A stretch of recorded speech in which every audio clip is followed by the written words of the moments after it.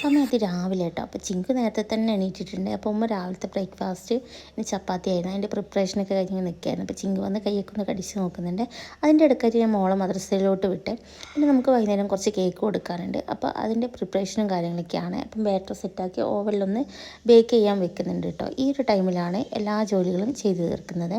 അപ്പോൾ എല്ലാ ദിവസവും ഇങ്ങനെയൊന്നുമല്ല, ചില ദിവസങ്ങളിൽ ഇങ്ങനെയാണ് കേട്ടോ. അപ്പോൾ എനിക്ക് കോമൺ ആയിട്ട് വരുന്നൊരു ക്വസ്റ്റ്യനാണ്, വീട്ടിലെ ജോലികളൊക്കെ ആരാ ചെയ്യുന്നത്, ഹെൽപ്പ് ചെയ്യാൻ ആരെങ്കിലും ഉണ്ടോ എന്നൊക്കെ. ഉമ്മ ഉണ്ട്, ഉമ്മ അത്യാവശ്യം ഹെൽപ്പെല്ലാം ചെയ്തു തരും കേട്ടോ.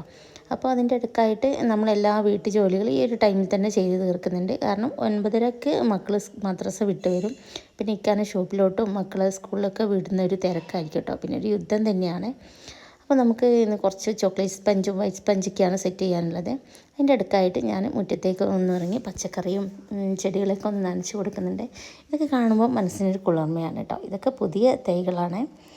പൊതുവേ എനിക്കിതിലൊക്കെ ഭയങ്കര ത്രില്ലിംഗ് ആയിരുന്നു. ഒരു 4 വർഷമായിട്ട് ഫുൾ തിരക്കായത് കാരണം ഇതിലോട്ടൊന്നും അങ്ങനെ ഇറങ്ങാറില്ല കേട്ടോ. അപ്പം നമ്മളെ ചെടികളും കായ്കളൊക്കെ കായ്ച്ചിട്ടുണ്ട് കേട്ടോ. അപ്പം നമ്മുടെ ജമന്തി പൂവിട്ടിട്ടുണ്ട്. അതിൻ്റെ ഇടയ്ക്ക് ഞാൻ കിച്ചണിലേക്ക് കയറിയിട്ട് നമ്മുടെ രാവിലത്തെ നാസ്ത സെറ്റ് ചെയ്യുകയാണ്. ചപ്പാത്തിയും ചിക്കൻ കറിയാണ്, ഗാർലിക് ചിക്കനാണ് കേട്ടോ ഇന്ന് ഞാൻ ട്രൈ ചെയ്തത്. സിമ്പിളായിട്ട് ചെയ്യാൻ പറ്റുന്ന റെസിപ്പിയാണ്. ആവശ്യമുള്ളവരൊന്ന് കമൻറ്റ് ചെയ്യണേ. അതിൻ്റെ ഇടയ്ക്ക് തന്നെ ആയിട്ട് ലഞ്ചിൻ്റെ പ്രിപ്പറേഷൻ നടക്കുന്നുണ്ട്, ക്ലീനിങ്ങും കാര്യങ്ങളൊക്കെ നടക്കുന്നുണ്ട്. അപ്പോൾ ഏകദേശം എല്ലാ ജോലിയും കഴിഞ്ഞിട്ടുണ്ട്. ഒരു 9:30 ടൈം ആയിട്ടുണ്ട് കേട്ടോ.